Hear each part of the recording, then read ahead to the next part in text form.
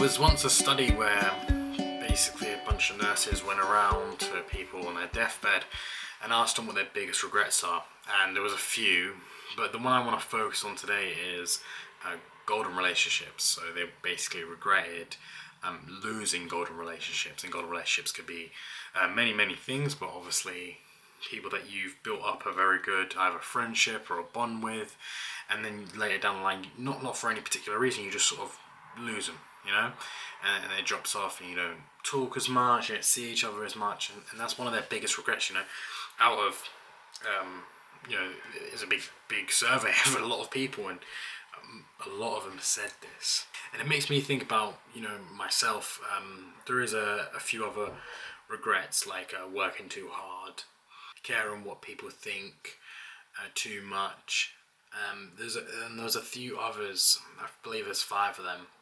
That was like the top ones. But yeah, again, as I said, we're focusing on the golden relationship thing. You know, when I get down or you know, maybe even in the zone sometimes, I kind of isolate myself, and I don't really want to talk to anyone. Not that I don't want to talk to anyone, I just don't make the effort to talk to anyone. And I sort of, you know, when I'm, and it's weird because it's when I'm sad, but also when I'm in the zone. So when I'm working loads,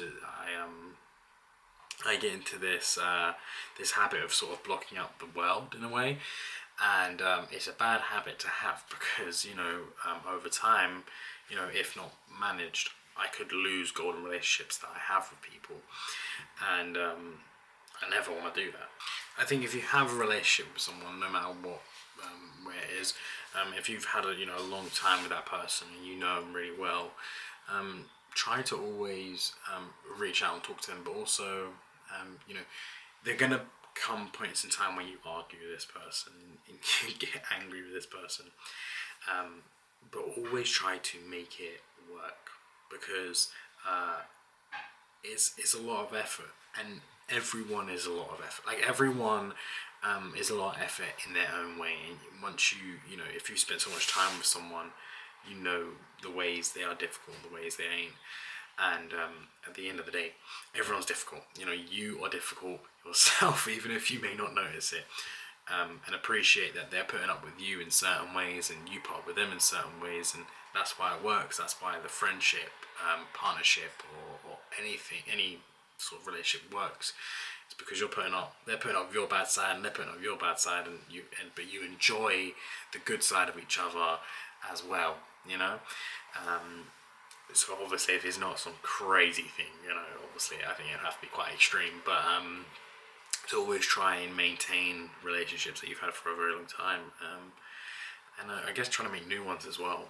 Loneliness is one of the biggest killers. I think when people are lonely, I think it's one of the biggest killers, and I say that because, you know, you have people that have it all. You know, they have all the money in the world, they have all the fame, they have, you know, their passions there, they have kids, they have, you know, they've done everything, they've done so much things, and, you know, those people sometimes get depressed and they kill themselves, and I think it's because of being lonely, that they don't understand, they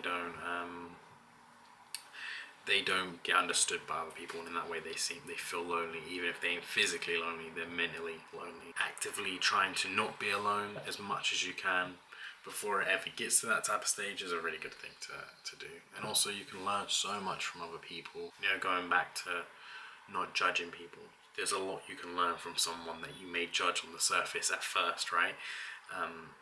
Because, you know, if you're judging someone, more than likely they're very different from the worldview you see, and the understanding of the world you have around you. And that's why you're judging, because you don't know. But if you actually take the time to get to know that person, you'll probably learn a thing or two, especially if your mind is open. So yeah, golden relationships, keep hold of them, work on them. They are like anything, you know, if it's like a skill, right? You need to keep it looked after. You know, if you neglect it, it will get worse. You know, you look after it, you nurture it.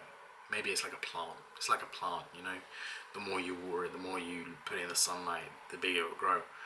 Sometimes you need to prune it and stuff like that, but you need to look after it, because otherwise it will die slowly.